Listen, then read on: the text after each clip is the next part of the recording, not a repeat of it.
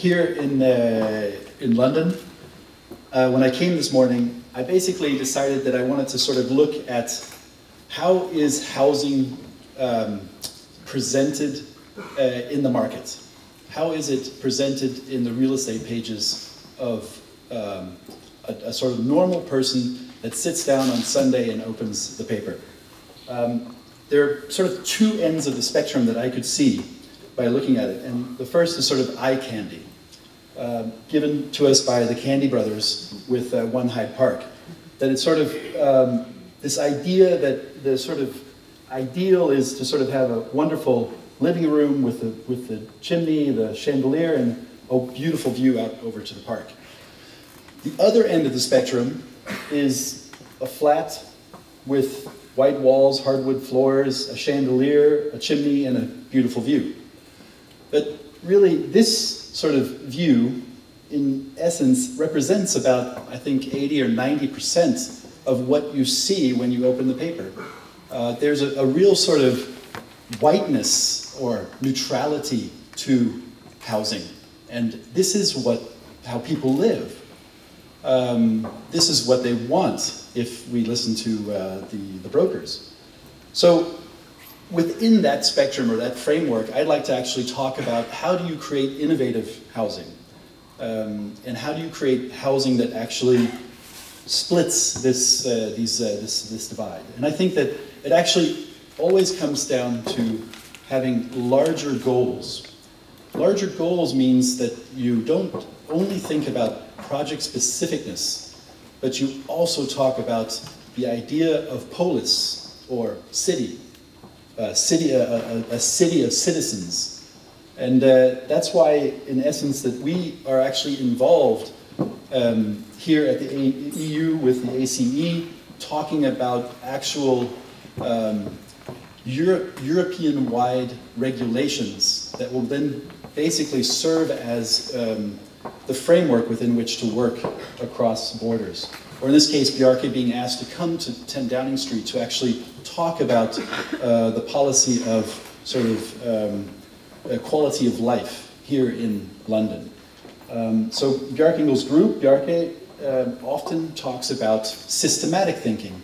What kind of systems are actually at the sort of the root level that influence the way that we live? Do we live away from the city center? Do we live within the city center? So one of these chances of actually thinking systematically, Audi, the car company, came to us and said, we have a problem. And we said, no, you're actually selling more cars this year than you've ever in your entire history. No, our problem is that architects, when they show the future, they show beautiful renderings of happy, smiling people riding bicycles. And there's not a car to be seen in any of the renderings. And then there's usually a metro that's whizzing by in the background. And we're scared. We're not scared about now, we're scared about 20, 30, 40 years from now. Could you please help us? So they came to Copenhagen, a city of bikes, to ask an architect to help them think about the future. So we just kind of did a little bit of analysis and we said, okay, Audi is made up of 4 former automotive companies that all link together. They're very proud of their sort of technical innovation. And we said, you know, what are you? And they said, we're a car company. We said, no, that's actually already a sort of frame of thinking. You're a mobility company. You are creating mobile experiences, moving people from point A to point B. Why don't you think about Audi bikes, or Audi trains, or Audi blades? You're actually thinking about how to create an atmosphere of Audi within any type of mobility, getting people from point A to point B. Then you have actually Moscow, where you had sort of the idea of public transportation, of creating nodes, points where people came up, and then you had the park and the city in the park. Today we have places like Los Angeles, where here's the intersection of the 405 and the 10. Now, if you were just to take that intersection and now scale it to the center of Copenhagen, it's enormous. That's just to create the intersection of having cars going in from one direction into the other. And if this is what traffic engineers have told us are the geometries of how we live, then they also influence of how we home, where we live. So the question is really about how can we actually think of the systematic route and think about what and how can we influence that development. So we call it driver less is more. The idea that you could actually give the driving over from an irrational behavior, not us, but the other people driving, to the rational behavior of a driverless car, where you're putting in the address, and then the car figures out, compared to all the other addresses, on how to go. So in this development, since about 30 or 40 years, you can see how cars have become more and more programmed in ability to sort of drive. This is from 1995, where you had 8 cars in a row driving 5,000 kilometers across the US. Now you have the Google car driving 40,000 kilometers across the US. We have driverless subways, and all of us are fine by walking into them and letting a computer tell us or get us from one place to the other. We've had driverless airplanes forever, 3 or 4 decades. We even have Tom Cruise with cruise control.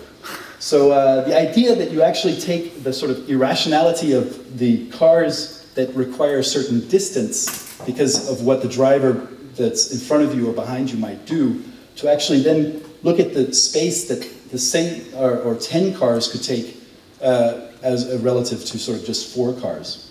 So if we use 15% of our current cities as asphalt and as hard surfaces, we could in the future move the same number of people with 5%. And that way either leave the 10% for future people, or actually creating the financing schemes that allow for us to create this paradigm shift. So if this is today an intersection, what if we actually thought of moving like swarms of fish?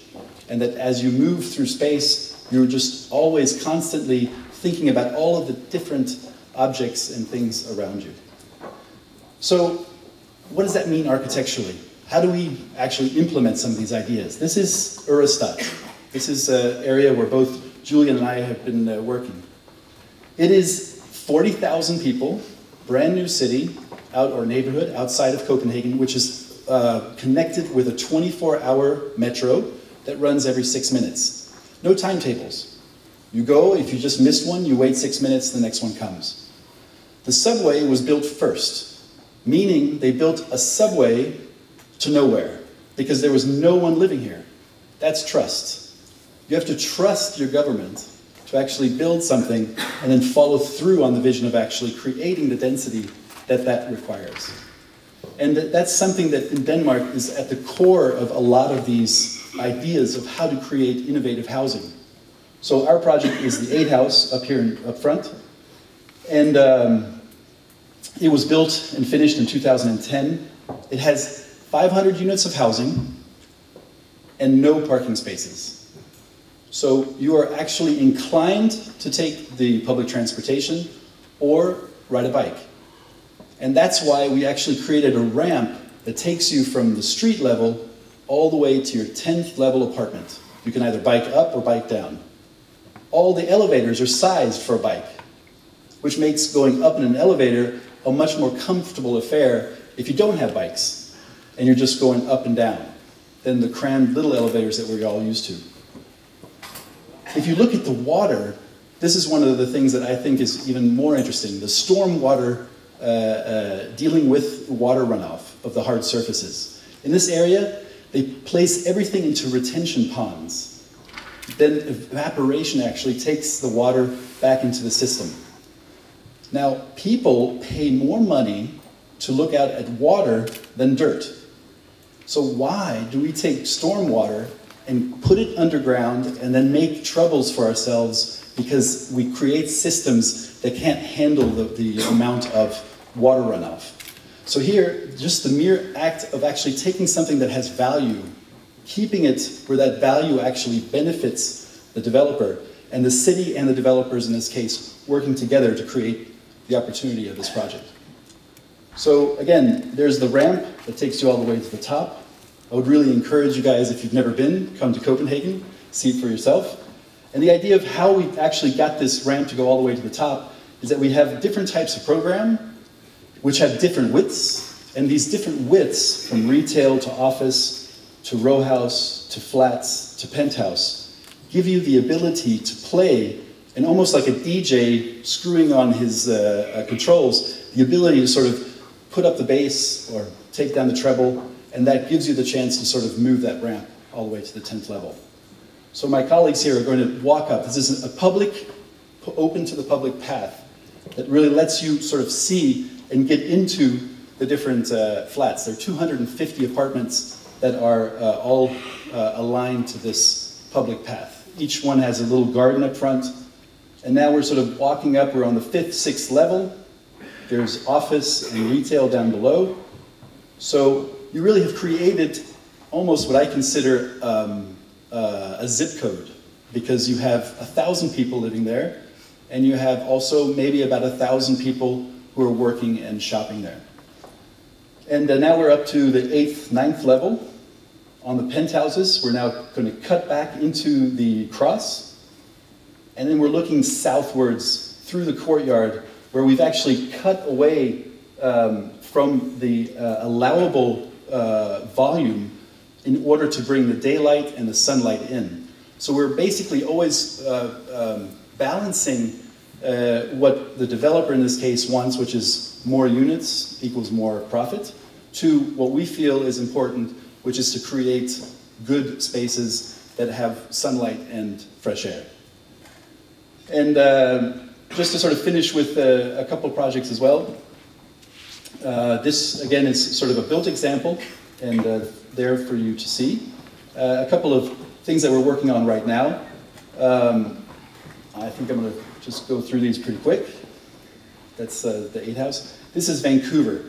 Now, it doesn't get more beautiful than Vancouver. You have the city center, and you have these beautiful mountains that almost do a 360 around the city. We have a site that's basically the Granville Bridge coming over and having off and on ramps. And when the developer got the site, he got it very cheap. Now, he got it very cheap because you have the setbacks for the sidewalks, you have a setback for the on-ramp, you have a setback from a park so it doesn't cast a shadow into the park, and you're left with that much from the entire property. Now, most people just extrude that up to the top and say, this doesn't work, either as a residential tower or for anything else. We asked the city a mere question: what if you actually pulled out the top so that you make it an efficient floor plan for residential architecture? The setback down below is because of the cars and because of the cone of vision. You don't need that all the way at the top. So then we cut that back to the bottom, and we create basically a silhouette that is now, as you're entering into the city, there's a sort of a gateway between the two towers, and then it's as if the building sort of pulls itself back like a curtain and welcomes you into the city. And this has just gone through the planning commission and has been approved for the height, and is now going through a few community board reviews for the locals, the local citizens that are living there. So, this is the Flatiron building in Manhattan, and now Vancouver has the Fat Iron. And to sort of finally end with the West 57th project, this is 750 units of housing in Manhattan that we're working on right now. And it's located just off of Central Park and also on the Hudson River, between 58th and 57th Streets. This is what it looks like today. Our client owns the building behind it, which is named after his granddaughter, Helena. And you know, basically 60 years worth of typology, residential typology in Manhattan has been the tower on the podium. And for the past, I don't know, 500–600 years in Copenhagen, it's been the courtyard. So you have skyscraper, a courtyard. We're calling the new one a court scraper. So what we basically are doing is taking the best elements of each and are trying to sort of allow those two to sort of create a hybrid of working together. So what we have is we have the site in Manhattan. We want a courtyard and really to have that green space right in the center. We want to preserve the views of the Helena because people have actually purchased those views. We push the courtyard down to the first level. We raise the courtyard up one level so we have a full podium at the street. And then we pull up one corner to be a tower. And we still preserve the views in that sense for the tower behind. The sun comes in and provides light into the courtyard and into all of the units. And we basically have, in essence, created a new type of building for Manhattan. And that's the construction site right there. So it's going to be finished in 2015. Thank you very much.